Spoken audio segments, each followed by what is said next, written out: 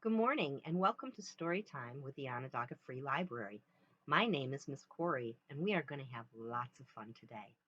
Grown-ups, I hope you will stick around and participate with your child because today we are going to model for you 5 things that you can do with your child every day, anytime, just about anywhere that will help them get ready to read and ready to learn. And those 5 things are simply reading, writing, singing, talking, and playing. And we're going to do all those things today. So we're going to begin today by singing a song, and I think it's a song that you all know. And it usually goes, the more we get together, the happier we'll be. But we're going to change it up a little bit, and we're going to sing, the more we sing together, the smarter we'll be. And as we sing, which is one of our 5 practices, we're also going to do some things with our hands that are going to help to develop those small motor skills that will get us ready to write. So right now, with one song, we're going to hit 2 of our practices. The song that we're going to sing is The More We Get Together, the happier we'll be, but we're going to change it up and we're going to sing about the 5 practices. And the first practice we're going to sing about is singing. And if we want to say singing with our hands, we simply rock the cradle. Rock the cradle. So see if you can follow along. You can sing along, you can clap, or you can try to do the hand movements with me. Here we go. The more we sing together, together, together, the more we sing together, the smarter we'll be. And that's because I sing and you sing and they sing and we all sing. The more we sing together, the smarter we'll be. And now we're going to sing about reading. And if we want to say reading with our hands, we make the page of the book and we read down the page. Here we go. The more we read together, together, together, the more we read together, the smarter we'll be. 'Cause I read and you'll read and they read and we read. The more we read together, the smarter we'll be. And let's sing about one more practice. And this is one of my favorite practices, playing. And if you want to make playing with your hands, stretch your fingers out like this. Close your fists, but leave your thumbs out. And then try to raise those little pinkies up. And playing is this. So we're going to sing about playing. The more we play together, together, together, the more we play together, the smarter we'll be. 'Cause I play and you play and they play and we all play. The more we play together, the smarter we'll be. Great job, everybody.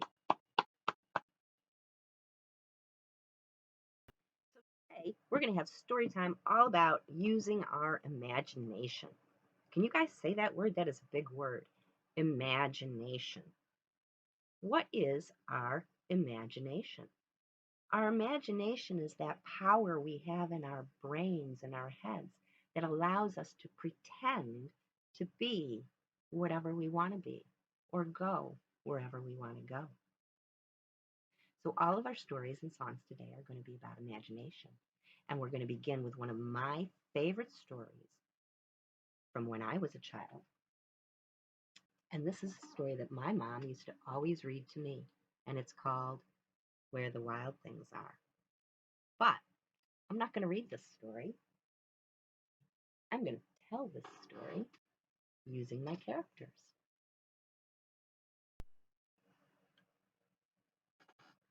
Where the Wild Things Are by Maurice Sendak.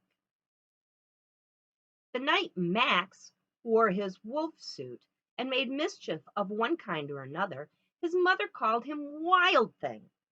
And he said, "Arr, I'll eat you up." So he was sent to bed without anything to eat. at all. And that very night, in Max's room, a forest grew and grew and grew till the ceiling hung with vines, and the walls became the world all around him. An ocean tumbled by with a private boat for Max, and he sailed off through night and day, and in and out of weeks, and over almost a whole year to where the wild things are.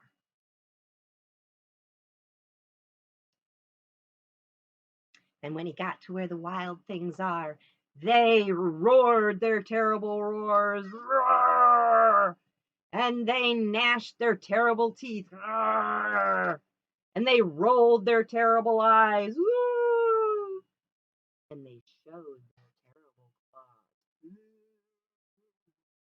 So Max said, "Be still," and he tamed them with a magic trick of staring into their yellow eyes without blinking once. And they were frightened. And they called Max the most wild thing of all. And they made him king of the wild things. "And now," said Max, "let the rumpus begin." A rumpus is a lot of fun play. So they played, and they played, and they danced, and they sang, and they talked, and they played until Max said, "Now stop!" And he sent the wild things off to bed without their supper. And Max, the king of the wild things, was lonely. And he wanted to be somewhere where someone loved him best of all.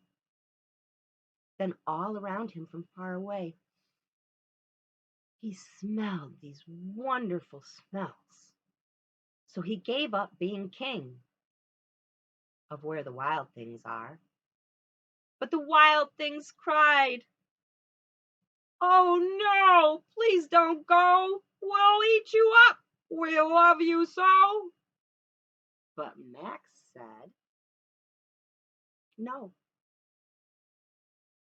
The wild things roared their terrible roars, and they gnashed their terrible teeth, and they rolled their terrible eyes, and they showed their terrible claws. But Max got into his private boat, and he sailed back in and out of weeks, and over nights and days, and almost a whole year, and right into his very own room, where he found supper waiting for him. And it was still hot. The end. So that is the story of Where the Wild Things Are. The story of Max, who was sent to bed without his supper. And he used his imagination to have fun in his room until he got tired. And then he came back home, and his supper was waiting for him. And that's the great thing about using your imagination. You can pretend to be anyone, anywhere, but when you get tired, you can come right back home to where you're loved. Next, I'd like to read you a story about another little boy who's in his bedroom in his pajamas at night, and he decides to use his imagination to go someplace special. This book is called Harold and the Purple Crayon. And this book is written by and illustrated by Crockett Johnson.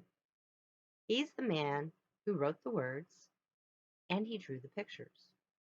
And we want to give a big shout out and a special thank you to another group of people called the publishers. Those are the people who took the words and the pictures that Crockett Johnson created and put them all together in this beautiful book that we can now share. So thank you very much to our publisher, HarperCollins. This is Harold and the Purple Crayon.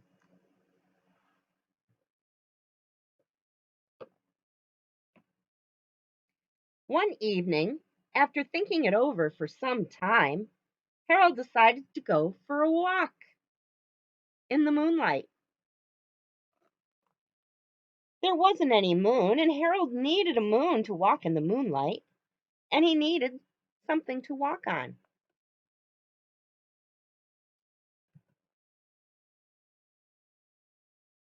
He made a long, straight path so he wouldn't get lost, and he set off on his walk, taking his big purple crayon with him. But he didn't seem to be getting anywhere on the long, straight path, so he left the path for a shortcut across the field, and the moon went with him.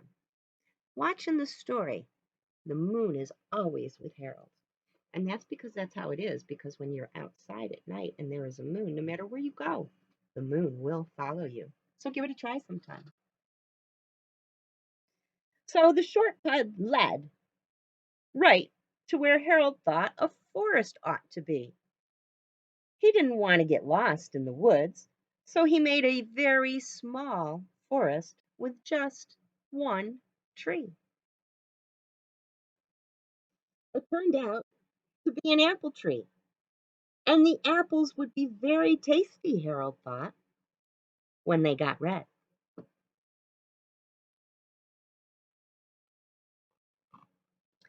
So he put a frightening dragon under the tree to guard the apples.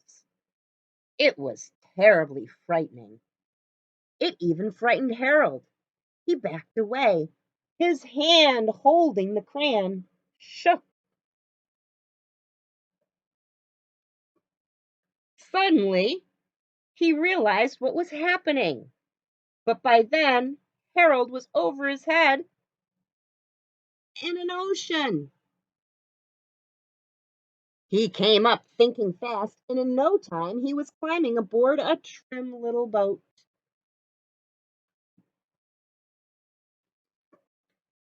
He quickly set sail, and the moon sailed along with him. And after he had sailed long enough, Harold made land without much trouble.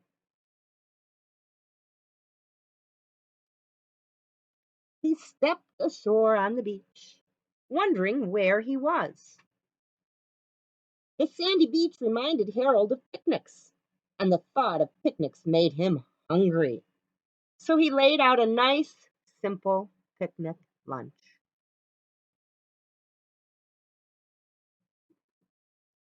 There was nothing but pie. But there were all 9 kinds of pie that Harold liked the best. And when Harold finished his picnic, there was quite a lot left. He hated to see so much delicious pie go to waste. So Harold left a very hungry moose and a deserving porcupine to finish it up. And off he went, looking for a hill to climb to see where he was. Harold knew that the higher up he went, the further he could see, so he decided to make the hill into a mountain.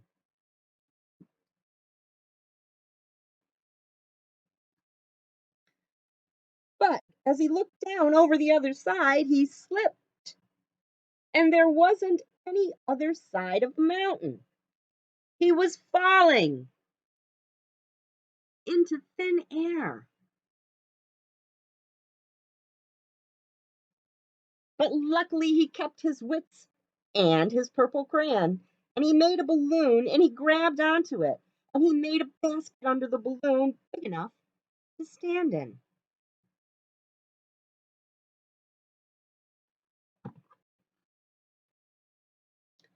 He had a fine view from the balloon, but he couldn't see his window.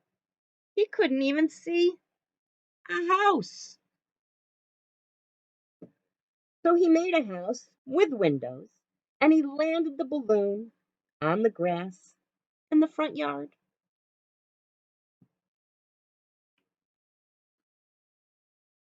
None of the windows was his window, and he tried to think of where his window ought to be. He made some more windows. He made a big building full of windows.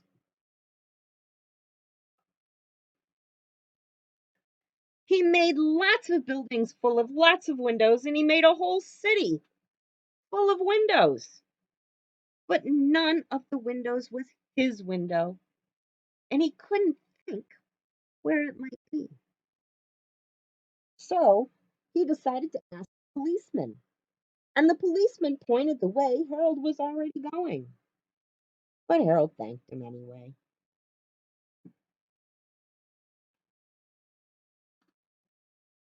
And he walked along with the moon, wishing he was in his room and in his bed. Then, suddenly, Harold remembered. He remembered where his bedroom window was when there was a moon.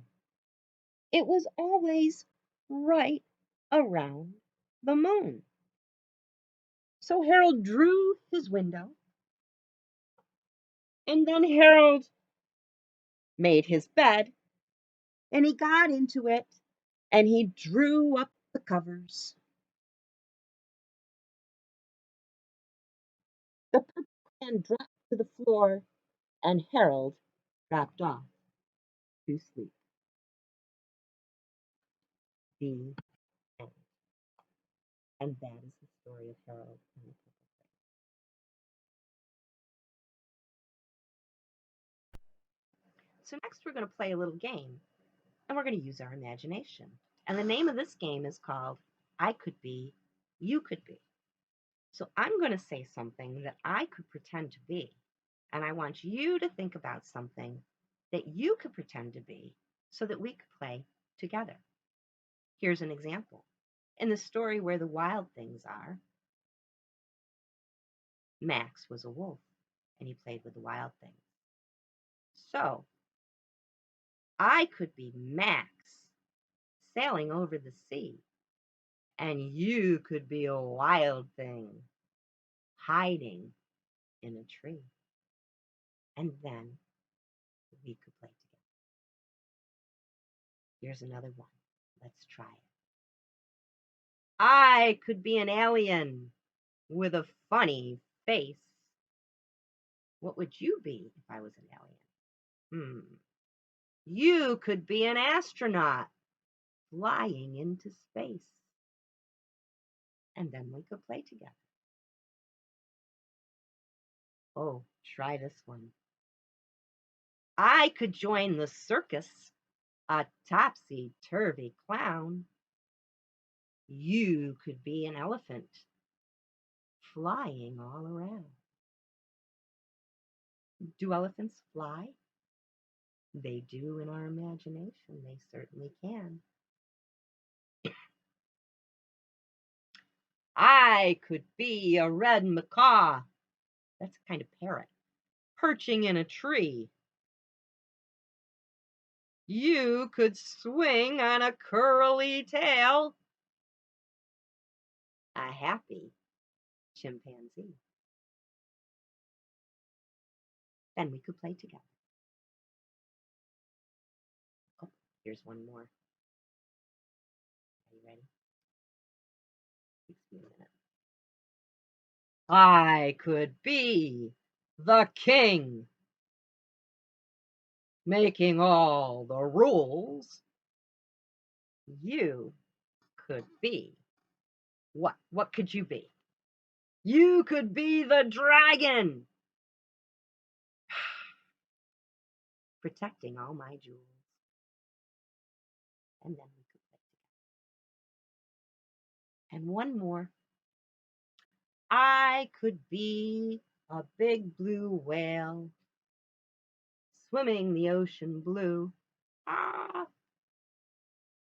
But the best thing you could ever be is just plain you. Great job. So we can pretend to be anything we want, but when we're done pretending, we can just go back to being us. And that's what's so wonderful about using our imagination. Okay, so now I'm going to tell you one more story, and this time we're going to talk about the story using the flannel board. And this is another story about, this time, a pig who uses his imagination as he plays with his stick. And what I'm going to ask you to do is try to think about what he is pretending his stick is. Here we go. The little pig is playing with his stick, and his mother says to him, "Hey, be careful with that stick." And he says, "It's not a stick." Now you tell me, what do you think he is pretending his stick is? That's right. His stick is his baton, and he's pretending to be the leader of the band. And then when he was done pretending to be a leader of the band, he was still playing with his stick. And his father said to him, "Hey, look where you're going with that stick." And he said, "It's not a stick."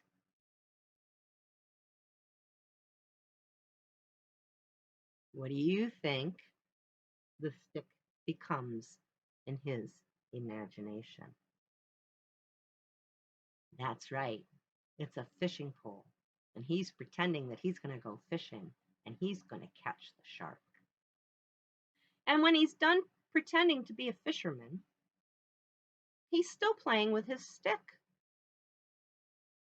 And his brother comes along and says, "Hey, watch where you point that stick." And he said, "It's not a stick."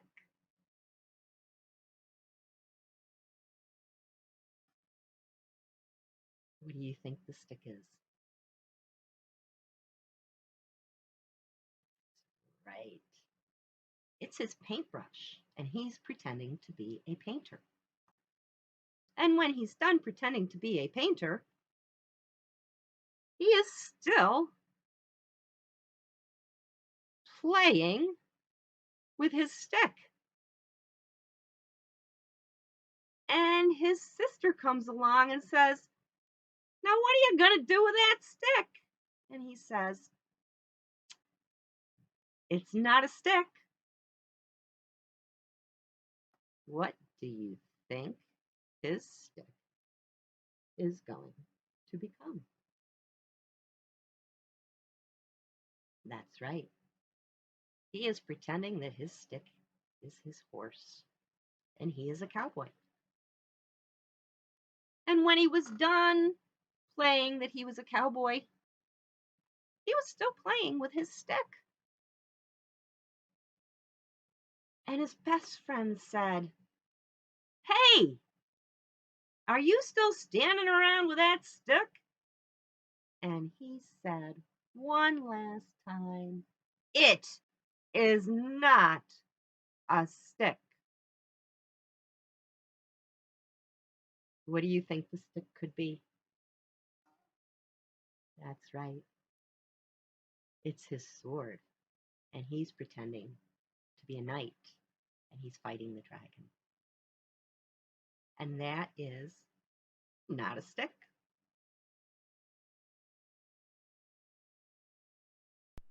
And that is our story time for today.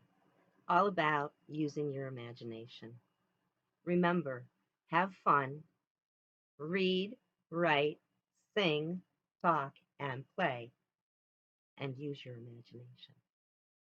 Now we're going to sing our goodbye song. It's a simple little song, and it goes like this. Story time is over now, over now. over now. Story time is over now. We had fun.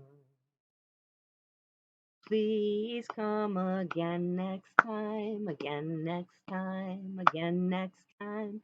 Please come again next time. We'll have more fun. Thank you and goodbye.